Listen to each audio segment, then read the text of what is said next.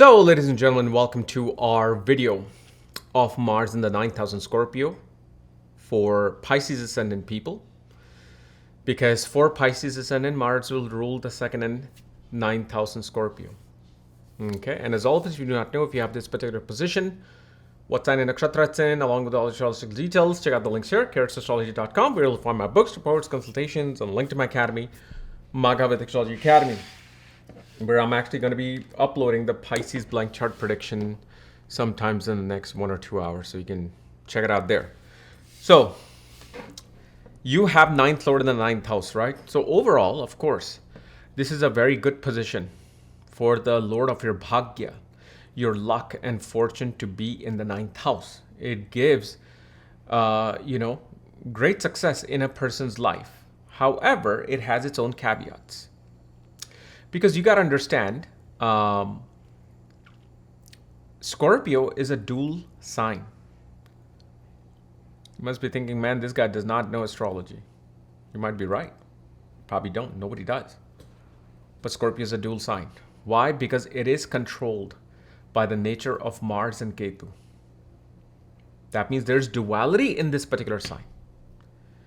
And you will see, because of Mars ruling the ninth house, usually and nowadays most people go for these, right? Like you will see that when a person studies engineering, something connected to engineering, audits, accounts, okay, wants to become a research-based analyst, somehow, some way, the luck kind of starts to favor them. Even though you're built for the medical field, even though you're built for, acting and being an entrepreneur, somehow taking any form of a technical education in your life. Let's say you are even in your mid-30s. And like I said, even if you're ninth lord in the ninth house, maybe other planets are hindering that progress. The moment you start studying something related to research, even occult sciences, astrology, engineering, technical research-based work, crunching numbers, somehow, some way you will see, okay, suddenly things are getting better for me. I've always seen this actually with Pisces with Mars in the 9,000 Scorpio. Usually, whenever they will take some course in astrology, they have interest in astrology and pursuing it and learning it and just always wanting to watch videos on it, it begins to trigger your ninth house. Why? Because it's Scorpio. It is occult. It is mysticism. Ketu is the ruler of this. And for astrology, Mars is very important because it represents statistical and logical intelligence or analysis. In order to be a good astrologer, you should also put a strong weight on statistics. Like every single person who has come with, Ketu in the sixth house says this had happened. Okay, next time I'm just going to make this prediction. And it turns out to be true. You're like, yes, this is working. That's Mars. That's not even Mercury. That's Mars. Mars is analyzing. On the other hand, you will see with this Scorpio, father will deal with a lot of controversies and conspiracies in their life, especially related to either hidden enemies, their own siblings, especially brothers, like younger brother. If they maybe did a partnership with a best friend, yes, they would have gotten into conspiracies and controversies themselves. Especially one thing I will advise people, tell your father not to waste food ever, if they want your bhagya to be good. If father wastes food, hoards food that goes to waste later on, is sitting in the refrigerator for a long period of time, it actually hurts your bhagya. And especially no matter how bad your relationship is with the father, always either just keep a distance and not engage in anything. And if you're going to engage in a way where you actually want them to be their friend. Even though you cannot stand their guts. You don't want to disturb that relationship with the ninth house, because then it activates conspiracies, controversies in your life. It sometimes will have a backwards motion. Like when father wastes food, when your relationship with the father is not bad, you will see life begins to first go backwards before it goes forward. Because first it's catching to the tail of Ketu before it goes to the fire of Mars. And there's natural fire and water in this particular sign. Right? So it's masculine, feminine at the same time. Because Mars gives that masculine nature even to Scorpio. Okay, and Ketu will give that feminine nature of being very retractive and observing people. See, there's even though it's a feminine sign, both are very masculine type planets who don't show their feminine side outside, but internally they become very feminine. It's like, like a feminine quality will not be so aggressive, will not be so to the face. So they won't be. But they want to simply know everything from behind the scenes. They want to be standing in the very back of a crowd and observing one person because their eyes are on that person. But they cannot let that person know that my eyes is upon you. That's what this sign of Scorpio does.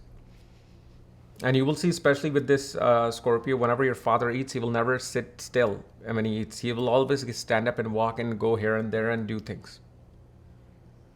And one of the things with Mars in the 9th house as a Scorpio, you will see that working with the younger brother or helping out the younger brother becomes great in your case. Okay. On the other hand, also you will see that the younger brother will transform father's life.